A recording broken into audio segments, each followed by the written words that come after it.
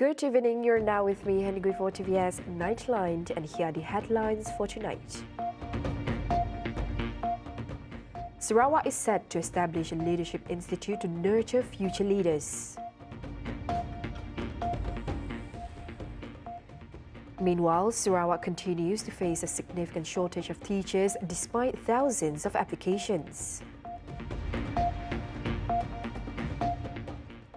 On global affairs, the Hamas-Israel ceasefire faces collapse as Trump warns of chaos if hostages are not freed by the weekend.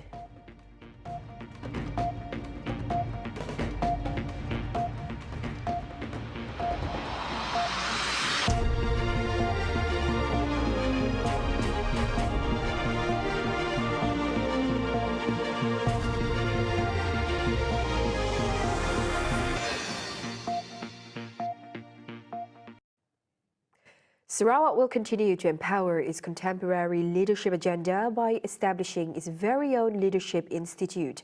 Sarawak Premier Datuk Patinggi Tan Sri Bang Johari Tunoping said the institute is aimed at molding new generations of visionary and inclusive leaders in the region.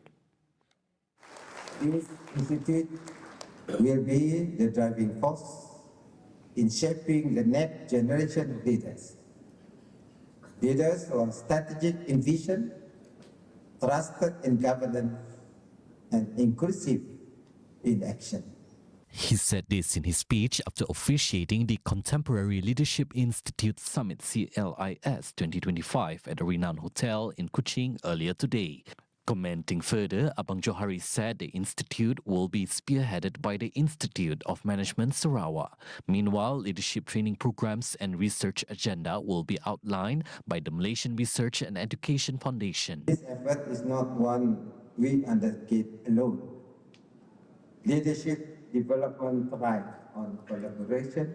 This collaboration is a testament to what can be achieved when institutions come together with a shared vision. Abang Johari also reaffirmed his commitment to ensuring the success of the Leadership Institute.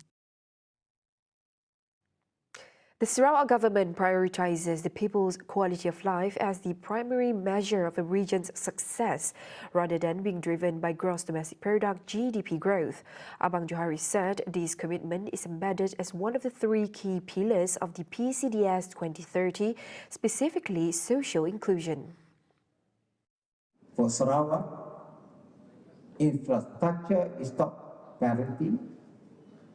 Water supply, power supply, as well as connectivity, be it internet digital connectivity or road infrastructure. With the variety of resources in Sarawak, it must trickle down to the society itself, particularly rural areas. Nevertheless, Abang Johari expressed confidence for Sarawak to achieve its GDP target of 280 billion ringgit by 2030. In that regard, Abang Johari also urged future leaders to continue to explore the potential of new technologies and utilize them for the advancement of the region and its people. He said this effort must be in line with the efforts of the Sarawak government, which is currently spearheading the hydrogen economy as part of the state's economic transformation. Meaning advancement of technology. Once that happens, Sarawak will be full of hydrogen from our water resources, including Batang Air, Mulut, Balik, and so forth. Despite thousands of applications received by the Education Service Commission (SPP), Sarawak continues to face a significant shortage of teachers. According to Minister of Education, Innovation and Talent Development, Dr. Sri Roland Zagawiin, one of the key challenges is that many applicants lack the required teaching qualifications. Roland said his ministry had been briefed by SPP on the latest developments and confirmed that vacancies remain high despite the large number of applications. Based on data from the Sarawak State Education Department, 96% of schools in the state currently have teachers for existing subjects. He also revealed that between 500 to 1,000 vacancies arise annually due to factors such as retirements and resignations for personal reasons. Regarding concerns over candidates refusing rural placements, he stated such decisions ultimately depend on individual preferences. However, when asked whether candidates who decline placements would be blacklisted, he clarified that the final decision lies with the SPP. Now, the Sarawak government is targeting 5 million tourist arrivals this year. Deputy Minister for Tourism, Creative Industry and Performing Arts Sarawak, Dato' Sebastian Ting said, in 2024, Sarawak recorded 4,831,650 tourist arrivals, surpassing its initial target of 4 million. Now, initially, when we started off 2024, the target was 4 million. By end of 31st of December 2024, we reached 4.831 million. So the tourism receipt was 12.454 billion. Now for Brunei, because it's the top people coming in now, the December itself, 203,377. So that was for December. And for this year, our target will be 5 million. When our Prime Premier announced in the budget for the first time, he said we expect the tourism people coming in, the tourists, the number should be 5 million. We are moving towards that direction. He said this to reporters during a press conference for Dr. Jason Live in Miri at a hotel earlier today. Speaking about the event, he also announced that 10% of ticket sales proceeds will be donated to the Sarawak Disaster Management Committee to assist flood victims in the region. Meanwhile, Sarawak United People's Party SUPP Pujut Youth Chief Kelvin He, who represented Miri Mayor Adam Yee Siu Sang, voiced support for entertainment events that enhance the city's liveliness. The project to deepen the Subiu River must be expedited to prevent severe flooding from recurring in Bintulu.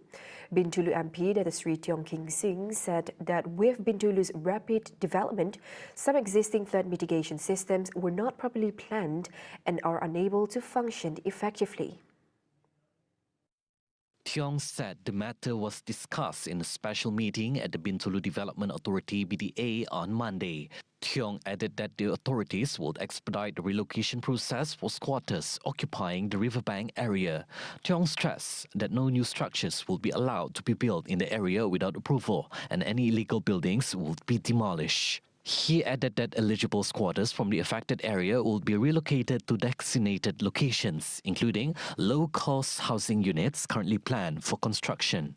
The project, initiated in early 2020, involves widening the river to 100 meters and deepening it up to 5 meters to ensure it can accommodate increased rainfall. Tiong also urged the Department of Irrigation and Drainage, BDA, and other relevant authorities to re-evaluate the entire river system and development plans for Bintulu. He stressed that developers must be strictly prohibited from closing existing rivers during construction projects as it disrupts natural drainage and prevents rainwater from flowing smoothly to the sea. Additionally, all existing drainage systems, including large and small canals, must be reviewed and upgraded where necessary to prevent flash floods.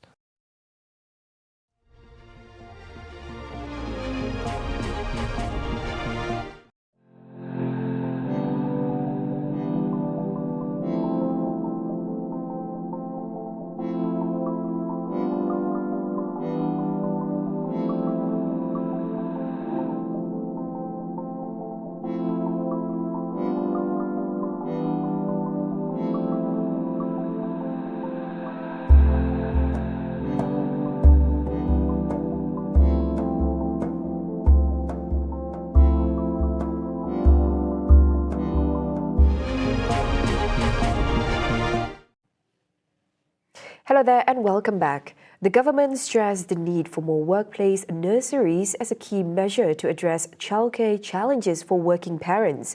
Minister of Women, Family and Community Development, Dr. Sri Nancy Shukri, said this initiative aims to safeguard the well-being of families and to boost worker productivity by providing more accessible childcare facilities. Di tempat kerja perlu diperbanyakkan lah. Jadi itu bergantung kepada mereka yang berada di tempat-tempat kerja itu, pastikan dalam bangunan tempat kerja itu atau berdekatan dia ada tempat untuk mereka mengantar anak.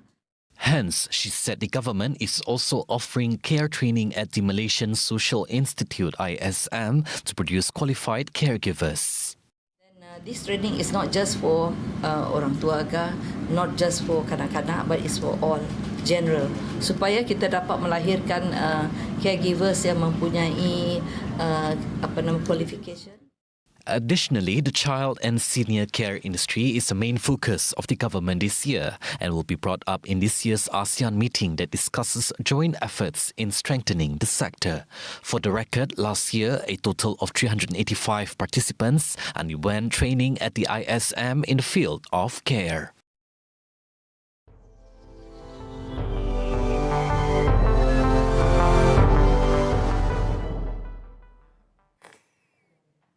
The ceasefire between Hamas and Israel, in place since January 19, largely halted more than 15 months of fighting in the Gaza Strip and saw 5 groups of Israeli hostages freed in exchange for hundreds of Palestinian prisoners.